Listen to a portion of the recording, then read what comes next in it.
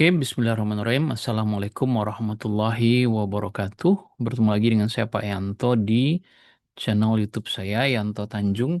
Channel belajar bahasa Inggris secara mandiri dengan moto dari Unja untuk Indonesia. Bagi yang belum kenal, saya adalah dosen bahasa Inggris di Universitas Jambi. S1, S2, S3 saya pendidikan bahasa Inggris. Eh, saya sudah mengajar lebih dari 25 tahun. Eh, saya juga penulis buku 7 kebiasaan belajar bahasa Inggris yang efektif. Saya pernah kuliah di 3 universitas di Australia, Flinders University, Murdoch University, dan Edith Cowan University. Sudah menulis lebih dari 20 buku yang tadi ini adalah the bestsellernya, bestseller nasional.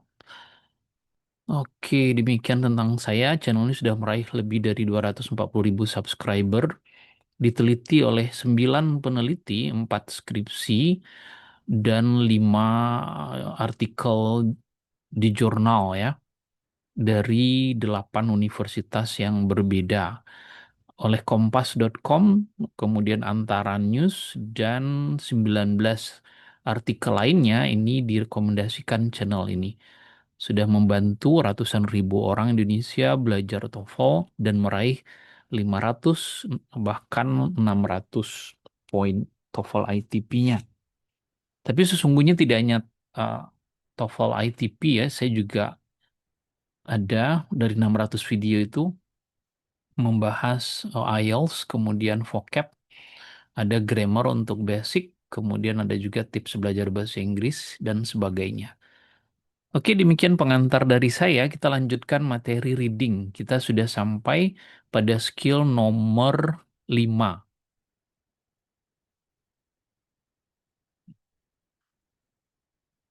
Nah, pada skill nomor 5, kita masuk ke materi tentang menemukan pronoun reference. Pronoun reference itu acuan kata ganti atau rujukan kata ganti. Nah, jadi misalnya kata ganti itu yang dirujuk misalnya ada it. It ini mengacu kepada apa? It ini biasanya benda yang tunggal. Kemudian they itu biasanya orang atau benda atau hewan yang jamak. Nah, itu dia. Kalau she berarti perempuan tunggal. Kalau he berarti dia laki-laki yang tunggal, satu orang. Nah, ini penting. Jadi kalau dia sebutkan they, berarti yang akan kita lihat they ini maksudnya siapa atau apa. Tinggal lihat biasanya kalimat sebelumnya, bukan kalimat sesudahnya. It juga sama, benda yang tunggal atau hewan yang tunggal. Misalnya kayak cat, kita bisa ganti dengan it. She perempuan, he laki-laki. Nah, jadi katanya dalam tes reading comprehension kadang-kadang ditanyakan menentukan sebuah benda atau kata ganti itu mengacu pada apa atau siapa. Nah, pada jenis soal ini penting memahami bahwa sebuah benda itu biasanya digunakan pertama kali dalam bacaan dan kata gantinya itu terletak sesudahnya. Yang seperti saya bilang tadi. Misalnya kalau ditanyakan si, dia perempuan, pasti ada nama perempuan sebelumnya. Kalau dia tanyakan he, berarti ada laki-laki sebelumnya. Kalau dia tanyakan they, berarti ada benda yang jamak atau orang yang jamak sebelumnya. Nah, kapan saja Anda diminta untuk mencari kata benda, kata ganti mengacunya kepada apa, Anda harus melihat kata sebelum kata ganti tersebut. Jadi misalnya ini ada paragraf 1, paragraf 2, dan seterusnya. Jadi misalnya ada kalau dia Anton bla bla bla bla, kemudian he, maka Anton itu mengacu kepada he. Kalau ada Ana bla bla bla she, berarti she ini mengacu kepada Ana. Kalau ada seekor kucing, lalu kata gantinya biasanya it. It itu berarti mengacu kepada kucing. Kalau kucingnya banyak, misalnya cats itu bisa diganti dengan they misalnya. Book, book kita ganti dengan it. Tapi kalau books misalnya jamak, kita bisa ganti dengan they. Nah, mari kita lihat contohnya ya. Ada di halaman 267 di buku Longman. Nah, kata ganti they pada baris kelima. Yang pertama kita lihat dulu kata ganti they-nya. They-nya di sini. Memang ini bukan baris kelima ya, karena ketika saya pindahkan dari buku PDF-nya ke PowerPoint, itu anunya jadinya nggak sama, tapi nggak masalah. Yang penting they yang dimaksud di sini. Jadi dia akan kasih tahu tuh they-nya letaknya di mana. Jadi they-nya ada di sini. Nah, kalau dia menanyakan they di sini, yang kita lakukan adalah, oh sorry, yang kita lakukan adalah melihat kata ganti sebelumnya. Jadi they itu mesti ada kalimat sebelumnya. Mana yang jamak di sini? Mari kita lihat. In order to survive, supaya bisa bertahan, tanaman-tanaman ini telah mengembangkan mekanisme untuk menjebak serangga-serangga dalam daunnya. Untuk bisa bertahan tanaman ini. Nah, karena they berarti dia jamak. Nah, mana apakah mekanisme, apakah insect, atau these plants?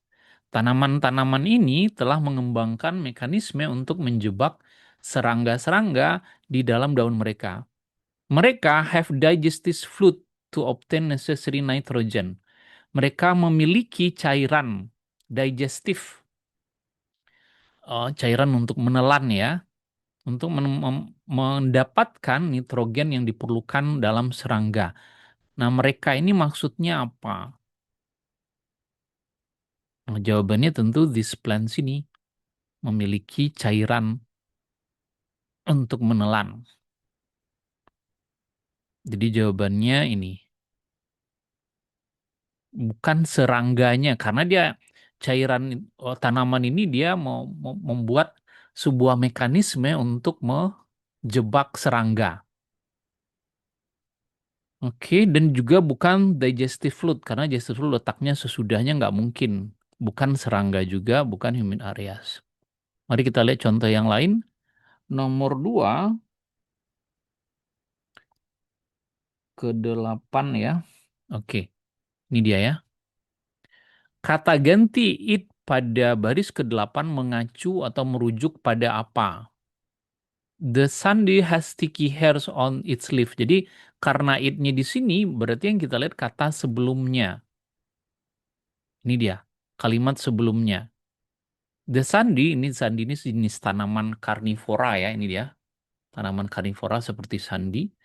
Dia itu makan menjebak serangga. Nah, the sandi memiliki rambut yang ada perekatnya di daun-daunnya. Bulu-bulu yang melekat, yang lengket ya.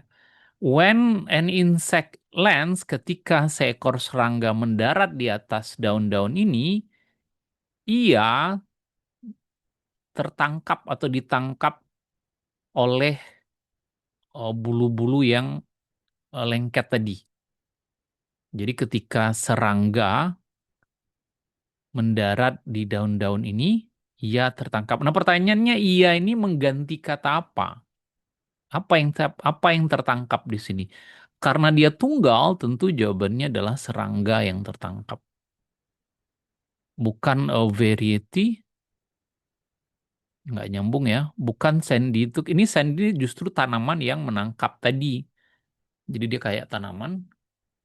Mungkin pernah lihat bunga rafflesia ya. Di dalamnya itu kan ada lengket-lengket itu.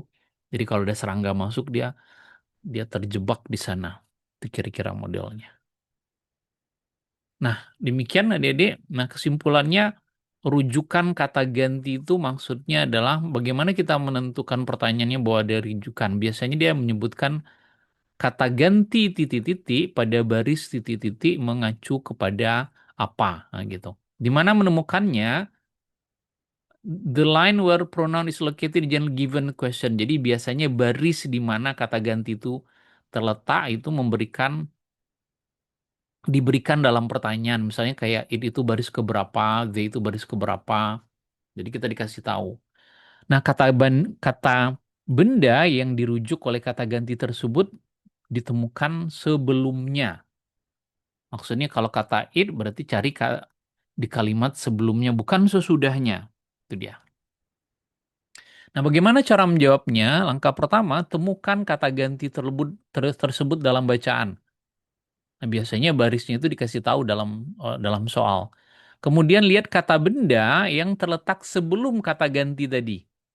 Kata benda it, they, she, he. Nah, cari di sebelumnya bukan sesudah kalimatnya itu. Baca bagian bacaan yang sebelum kata ganti tersebut dengan hati-hati. Kalau it berarti dia tunggal, kalau they dia jamak, kalau she dia perempuan, he dia laki-laki. Eliminasi yang pasti salah dan pilih yang paling tepat jawabannya. Mari kita lihat contohnya. Ada pada halaman 268. Ini dia. Kata ganti it pada baris kedua. Ini dia. Ini mengacu pada siapa? Nah, berarti cari it-nya di sini. Cari yang tunggal dan benda. The full moon, bulan penuh yang terjadi di dekat equinox of the sun, dekat matahari itu telah dikenal sebagai harvest moon. Jadi bulan penuh itu disebut dengan harvest moon. Ia adalah bulan yang bercahaya, yang cerah, which allow yang membuat para petani itu memungkinkan para petani itu kerja larut malam pada malam tersebut dalam beberapa malam. Ia adalah bulan yang terang. Ia adalah, nah ia ini mengganti apa? Apakah matahari? Apakah harvest moon? Ataukah the night?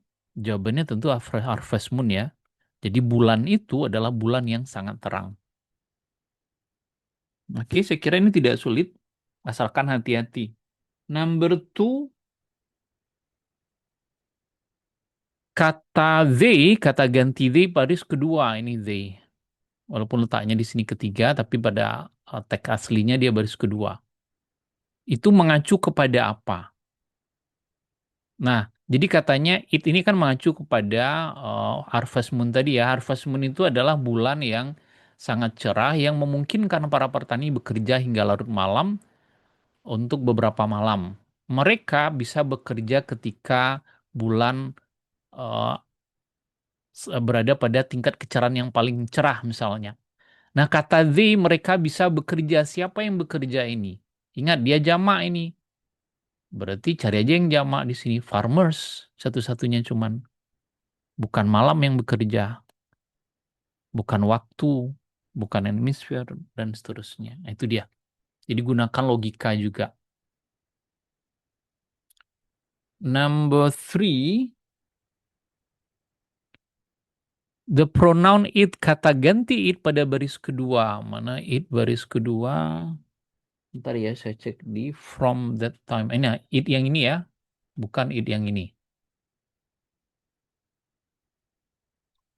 Nah, karena it-nya dari sini, berarti yang kita cari it ini berarti dia tunggal. Cari pada kalimat sebelumnya. Dia tunggal, dia benda.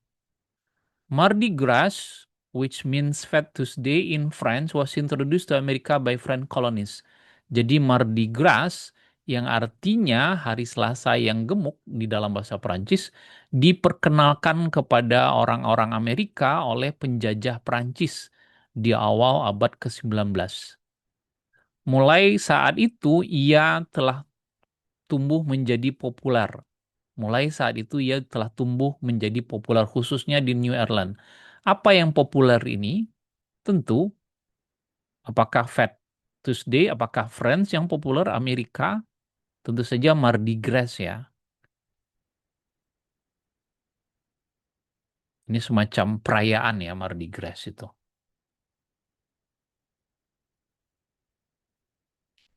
Kemudian number four, they in line six.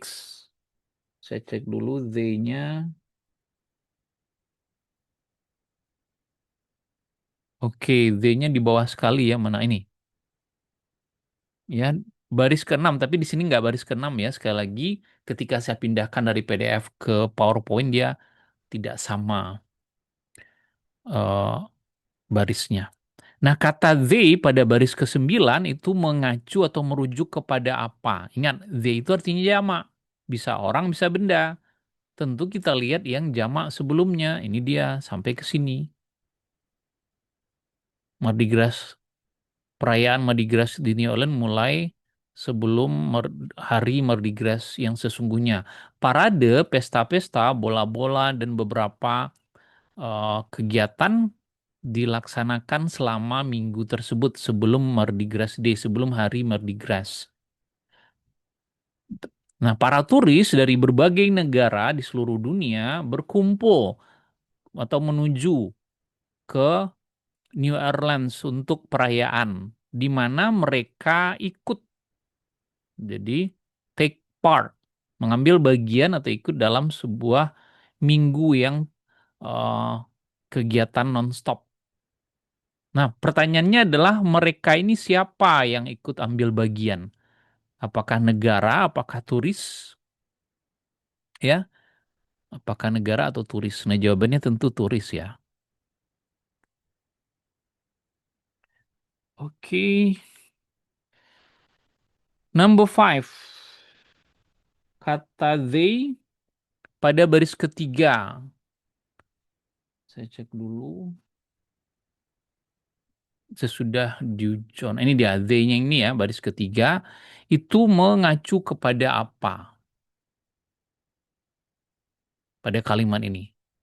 Tentu kita lihat di sini sebelumnya. Nah, itu dia. The financial firm, jadi perusahaan keuangan Dow Jones and Company menghitung statistik bisnis setiap jam pada jam-jam setiap hari-hari bisnis setiap tahunnya. Dan statistik ini disebut dengan indeks saham Dow Jones.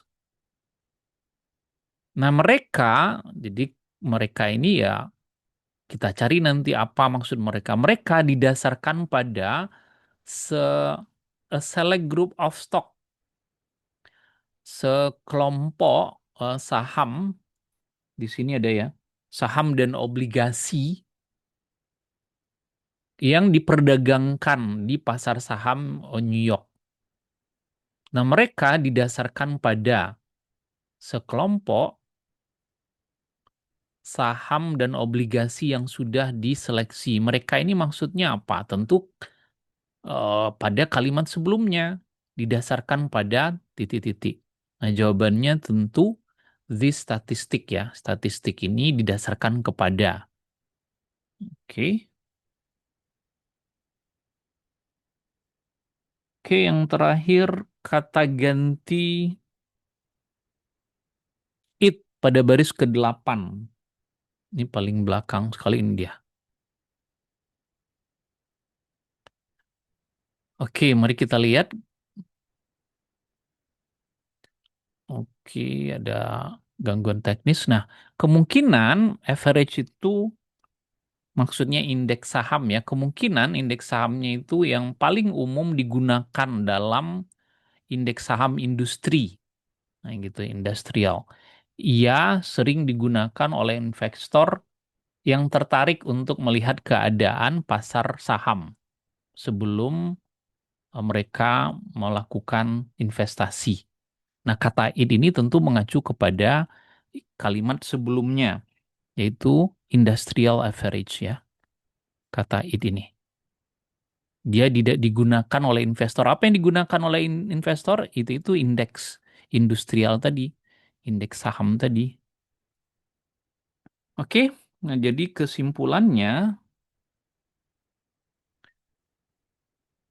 ada it, ada they, kadang-kadang ada she, kadang-kadang ada he. Kalau dia tanyakan maksudnya apa, cari aja kata benda sebelum kalimat di mana pronoun itu muncul.